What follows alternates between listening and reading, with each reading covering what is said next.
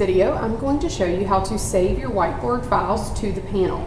It's important first to know that your panel does not have a ton of storage space.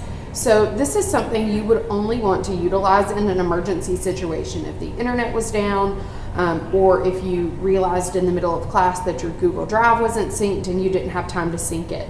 If you save things directly to the panel, you want to make sure that as soon as possible you move that file to your Google Drive account, which I will show you in another video.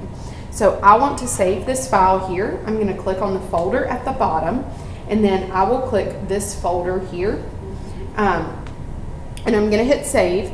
And here under this storage space, I'm just going to go ahead and give this a name. I'm going to go call that test file and hit the check mark, and then I'm going to hit the check mark again.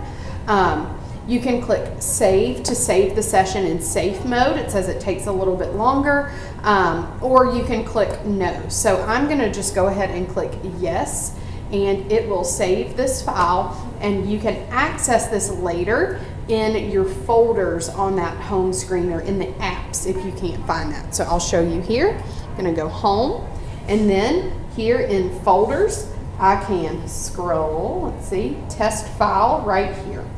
So that's how you would access those files saved directly to the panel. Thank you so much for watching.